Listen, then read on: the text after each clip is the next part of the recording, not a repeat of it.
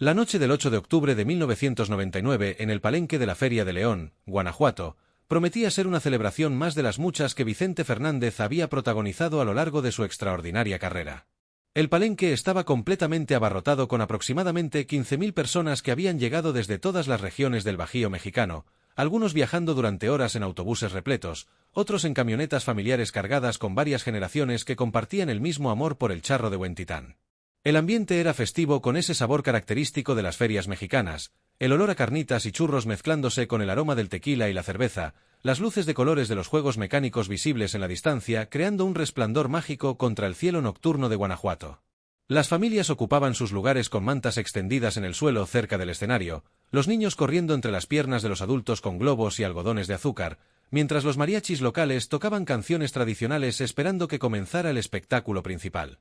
Vicente Fernández estaba en un momento particularmente especial de su vida. Acababa de cumplir 59 años y aunque había dedicado casi 40 años a la música, su pasión por conectar con su público permanecía tan intensa como el primer día que subió a un escenario siendo apenas un adolescente soñador de Huentitán. Entre la multitud se encontraba una mujer llamada Esperanza Ruiz, de 67 años, quien había llegado desde un pequeño pueblo a 2 horas de León llamado San Francisco del Rincón, acompañada por sus 3 hijas, sus yernos y 7 de sus 11 nietos. Esperanza no era simplemente una admiradora más de Vicente Fernández. Su historia con la música del cantante se remontaba a décadas atrás y estaba entretejida con los momentos más significativos y dolorosos de su vida de una manera que pocas personas podían comprender completamente. Había crecido en una época donde las mujeres de su generación tenían muy pocas opciones más allá del matrimonio y la maternidad, y ella había aceptado ese destino sin cuestionarlo demasiado, casándose a los 17 años con un hombre llamado Roberto que trabajaba en una fábrica textil y que prometía darle una vida estable aunque modesta. Los primeros años de matrimonio habían sido relativamente felices dentro de los límites de lo que ella conocía y esperaba de la vida. Tuvo 5 hijos en rápida sucesión y dedicó cada momento de su existencia a cuidar de ellos, cocinar, limpiar, asegurarse de que tuvieran ropa limpia y comida caliente sin importar cuán escasos fueran los recursos. Pero la felicidad de aquellos años tempranos se fue erosionando gradualmente cuando Roberto comenzó a beber cada vez más, transformándose de un esposo trabajador aunque distante en un hombre violento y abusivo que desaparecía durante días enteros dejando a Esperanza sola para mantener a la familia funcionando con prácticamente nada. Durante los años más oscuros de su matrimonio, cuando el abuso se volvió tan regular que Esperanza perdió la cuenta de cuántas veces había tenido que esconder moretones de sus vecinos o inventar excusas para explicar por qué no podía ir a misa los domingos porque su rostro estaba demasiado lastimado, la música de Vicente Fernández se convirtió en su único escape y consuelo. Tenía un pequeño radio de transistores que escondía debajo de su cama, y en las noches cuando Roberto finalmente se quedaba dormido después de beber hasta perder el conocimiento, Esperanza sacaba ese radio, lo mantenía en el volumen más bajo posible y escuchaba las canciones de Vicente con lágrimas silenciosas rodando por sus mejillas. Había algo en la voz del cantante, en la forma en que expresaba dolor y anhelo en sus interpretaciones, que le hacía sentir que alguien en el mundo comprendía el sufrimiento que ella experimentaba, que no estaba completamente sola en su agonía. Las canciones hablaban de amores perdidos, de corazones rotos, de resiliencia frente a la adversidad, y aunque las letras no describían exactamente su situación, el sentimiento emocional detrás de ellas resonaba profundamente con su propia experiencia de pérdida. No de un amor romántico, sino de la pérdida de la persona que ella pudo haber sido si las circunstancias de su vida hubieran sido diferentes. Los años pasaron con una lentitud agónica, cada día prácticamente idéntico al anterior en su miseria, hasta que finalmente cuando Esperanza tenía 42 años, Roberto murió de cirrosis hepática después de décadas de abuso alcohólico que destruyeron sistemáticamente su hígado. La muerte de su esposo no trajo el alivio que Esperanza había imaginado secretamente durante tantos años, en cambio vino acompañada de una culpa complicada porque parte de ella se sentía agradecida de estar finalmente libre mientras otra parte se preguntaba si había sido una mala esposa, si podría haber hecho algo diferente para salvar a ese hombre de sí mismo. Sus hijos ya eran adultos para entonces, algunos con sus propias familias, y aunque habían sido testigos del abuso durante sus años de crecimiento, nunca hablaban directamente sobre ello, manteniendo un silencio familiar sobre los traumas compartidos que todos cargaban de diferentes maneras. Esperanza se encontró viviendo sola por primera vez en su vida adulta, sin un esposo abusivo pero también sin la identidad que había construido alrededor de ser esposa y madre. Fue durante esos años de viudez que su amor por Vicente Fernández se profundizó aún más. Ya no escuchaba su música escondida en la oscuridad de su habitación con miedo de despertar a un esposo violento, ahora podía ponerla tan alto como quisiera, podía cantar libremente, podía permitirse sentir las emociones que las canciones evocaban sin temer las consecuencias. Comenzó a asistir a cuanto concierto de Vicente Fernández pudiera, ahorrando centavos de su pequeña pensión de viuda y del dinero que ganaba limpiando casas para poder comprar boletos.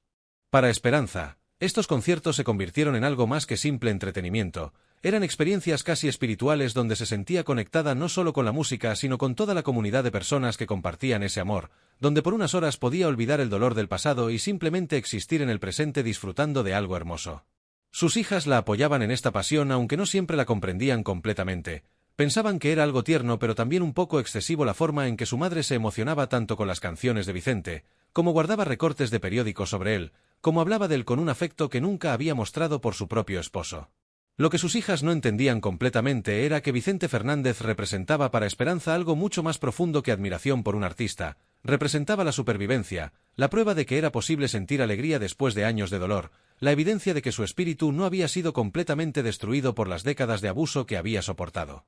En los meses previos al concierto en el Palenque de León, Esperanza había comenzado a experimentar problemas de salud que la preocupaban pero que minimizaba frente a su familia. Sentía mareos frecuentes, especialmente cuando se levantaba rápidamente o cuando estaba bajo el sol por periodos prolongados, y había ocasiones en que su corazón parecía latir irregularmente como si se saltara algunos latidos o se acelerara sin razón aparente. Sus hijas le habían rogado que fuera al doctor, pero Esperanza había pospuesto la visita porque tenía miedo de lo que pudieran encontrar y porque francamente no tenía el dinero para tratamientos médicos costosos. Además, tenía esta fecha marcada en su calendario con tinta roja, el concierto de Vicente Fernández en León, y no había manera de que dejara que nada interfiriera con su asistencia. Cuando sus hijas sugirieron que quizás era mejor quedarse en casa considerando cómo se había estado sintiendo, Esperanza se molestó genuinamente, explicándoles con una firmeza que rara vez mostraba que este concierto era importante para ella de maneras que no podían comprender, que necesitaba estar allí, que sería cuidadosa pero que definitivamente iría.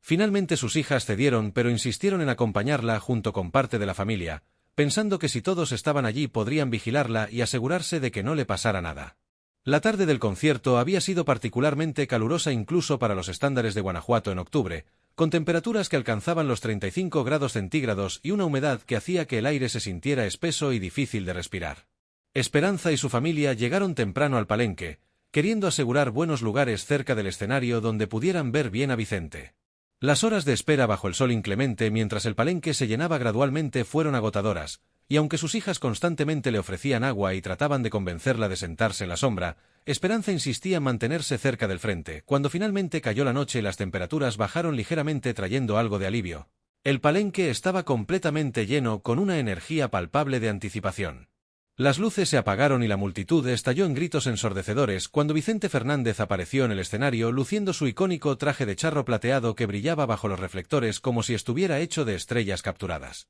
Comenzó con Volver, volver, y la respuesta del público fue inmediata y apasionada, 15.000 voces cantando junto con él cada palabra, cada nota, transformando el Palenque en un organismo vivo que respiraba al ritmo de la música. Esperanza cantaba también con lágrimas de felicidad rodando por sus mejillas arrugadas, sintiendo una alegría tan pura que casi dolía en su intensidad. Sus hijas la rodeaban, sonriendo al ver a su madre tan completamente feliz, tan vibrante y viva de una manera que rara vez mostraba en su vida cotidiana. Vicente continuó con canción tras canción, cada una recibida con el mismo entusiasmo fervoroso, la multitud nunca cansándose, nunca sentándose, manteniéndose de pie y activa a pesar del calor residual y la fatiga de haber esperado durante horas. Después de aproximadamente 45 minutos de presentación continua, Vicente anunció que iba a interpretar El Rey, y la multitud se volvió aún más salvaje si eso era posible porque esta era una de las canciones más emblemáticas de su repertorio. Esperanza levantó sus brazos en el aire como había visto a otros fans hacer, moviéndose al ritmo de la música, completamente perdida en el momento, sintiendo como si todo el dolor de su pasado se estuviera disolviendo en la música que llenaba el aire nocturno. Pero entonces, sin advertencia, sin un momento de transición, sintió como si el mundo comenzara a girar violentamente. Las luces del escenario se volvieron borrosas, convirtiéndose en manchas de colores que se mezclaban y se distorsionaban. Trató de agarrarse del brazo de una de sus hijas, pero sus manos no parecían obedecer las órdenes de su cerebro. El sonido de la música se fue alejando como si alguien estuviera bajando lentamente el volumen de un radio. La voz de Vicente Fernández, que había sido tan clara y presente segundos atrás, ahora sonaba distante y etérea. Sus hijas notaron inmediatamente que algo estaba terriblemente mal, vieron cómo el color drenaba completamente del rostro de su madre, cómo sus ojos se ponían en blanco mostrando solo el blanco, cómo sus rodillas se doblaban y su cuerpo comenzaba a colapsar. Trataron de sostenerla, pero el peso muerto de Esperanza desmayándose las tomó por sorpresa. Ella cayó entre los brazos de dos de sus hijas mientras la tercera comenzaba a gritar pidiendo ayuda, su voz tratando desesperadamente de elevarse por encima del volumen ensordecedor de la música y los gritos del público que continuaba cantando completamente ajeno al drama que se desarrollaba entre ellos. Las personas inmediatamente alrededor de la familia comenzaron a darse cuenta de que algo grave estaba sucediendo, el círculo de preocupación expandiéndose gradualmente mientras más personas se giraban para ver a la mujer mayor inconsciente siendo sostenida por sus hijas histéricas. Algunos intentaban ayudar, ofreciendo agua, tratando de crear espacio, gritando por paramédicos que probablemente no podían escuchar nada sobre el volumen de la música. En el escenario, Vicente Fernández continuaba cantando El Rey con su característico poder y pasión, completamente inconsciente de la emergencia médica desarrollándose en su audiencia porque desde su perspectiva elevada con las luces brillantes en sus ojos, la multitud era en gran parte una masa indistinta de rostros y movimiento. Pero su equipo de seguridad, específicamente un guardia llamado Javier que estaba posicionado al costado del escenario con vista directa a las primeras filas, notó la conmoción, vio a las mujeres frenéticas sosteniendo a alguien, vio cómo la multitud alrededor de ellas trataba de retroceder creando espacio. Javier inmediatamente habló a través de su radio alertando a otros miembros del equipo de seguridad y a los paramédicos que siempre estaban presentes en eventos grandes como este, pero también tomó una decisión que iba en contra del protocolo estándar de cualquier concierto que era interrumpir la presentación. Se acercó rápidamente al director musical que estaba al costado del escenario monitoreando la presentación y le explicó urgentemente la situación. El director musical, comprendiendo la gravedad, hizo una señal a los músicos para que gradualmente disminuyeran el volumen mientras simultáneamente se acercaba a Vicente para susurrarle al oído que había una emergencia médica en la audiencia. Vicente Fernández, profesional hasta la médula después de décadas en los escenarios, inmediatamente detuvo de cantar y levantó su mano indicando a la banda que parara completamente. El silencio repentino después de la música ensordecedora fue casi chocante, confundiendo a las 15.000 personas que no entendían qué estaba pasando, porque su ídolo había dejado de cantar en medio de una de sus canciones más famosas. Vicente caminó hacia el frente del escenario, protegiendo sus ojos de los reflectores brillantes, y habló por el micrófono con una voz que aunque amplificada mantenía una calma autoritaria. Un momento, amigos. Parece que alguien necesita ayuda médica. Por favor, todos den espacio y permitan que nuestros paramédicos pasen. El palenque entero se quedó quieto, la festiva atmósfera transformándose instantáneamente en preocupación colectiva. Los paramédicos, ahora con un camino claro creado por la multitud que se apartaba obedientemente, llegaron rápidamente a donde estaban las hijas de Esperanza. Comenzaron inmediatamente a evaluar su condición, revisando su pulso, su respiración, su nivel de conciencia mientras las hijas explicaban entre sollozos sobre los problemas de salud recientes de su madre, los mareos, las palpitaciones del corazón que había estado experimentando pero que había insistido en ignorar. Vicente Fernández permaneció en el escenario observando la escena, rehusándose a continuar con la música hasta saber que la situación estaba bajo control. Los paramédicos trabajaron eficientemente, colocando a Esperanza en una posición de recuperación, administrándole oxígeno, verificando sus signos vitales mientras preparaban una camilla para transportarla fuera del palenque hacia la ambulancia que esperaba afuera. Después de unos minutos que se sintieron eternos para todos los involucrados, Esperanza comenzó a recuperar la conciencia gradualmente, sus ojos abriéndose confundidos tratando de entender dónde estaba y qué había pasado. Lo primero que vio cuando su visión se aclaró fue el escenario iluminado y la silueta de Vicente Fernández de pie allí mirando en su dirección, y lo primero que sintió fue una vergüenza abrumadora por haber causado esta interrupción, por haber arruinado el concierto para todos. Los paramédicos querían transportarla inmediatamente al hospital para una evaluación completa, explicando que había sufrido un episodio de síncope probablemente relacionado con deshidratación, el calor extremo y posiblemente condiciones cardíacas subyacentes que necesitaban ser examinadas apropiadamente. Pero Esperanza, recuperando algo de su fuerza, insistía débilmente que estaba bien, que no quería irse,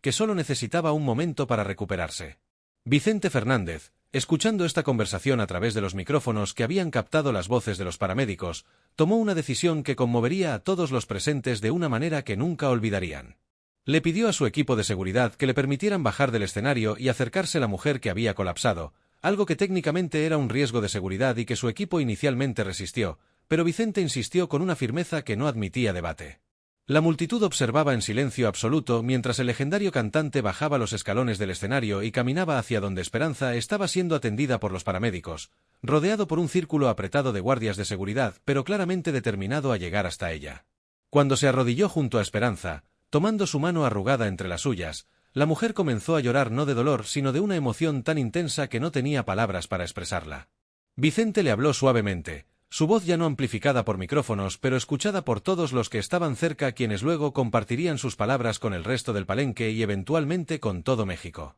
Le preguntó su nombre, escuchó atentamente mientras las hijas de Esperanza le explicaban entre lágrimas sobre su madre, sobre cómo había sobrevivido décadas de abuso, sobre cómo la música de Vicente había sido su consuelo durante los años más oscuros, sobre cómo había estado esperando este concierto durante meses a pesar de sus problemas de salud porque significaba tanto para ella. Vicente escuchó todo esto con lágrimas visibles en sus propios ojos, comprendiendo el peso de lo que su música había significado para esta mujer y para innumerables otras personas como ella que habían encontrado fuerza y esperanza en sus canciones durante sus propias batallas personales. Le dijo a Esperanza que ella era una mujer valiente y fuerte, que había sobrevivido más de lo que muchas personas podrían soportar, y que él se sentía honrado de que su música hubiera podido acompañarla durante su viaje. Luego, ante la insistencia de los paramédicos de que Esperanza necesitaba ir al hospital, Vicente hizo algo extraordinario. Le prometió que él personalmente la visitaría en el hospital al día siguiente si ella aceptaba ir ahora y cuidarse apropiadamente, y que cuando se recuperara completamente, él se aseguraría de que tuviera un lugar especial en su próximo concierto en la región donde podría disfrutar de la música en condiciones seguras y cómodas.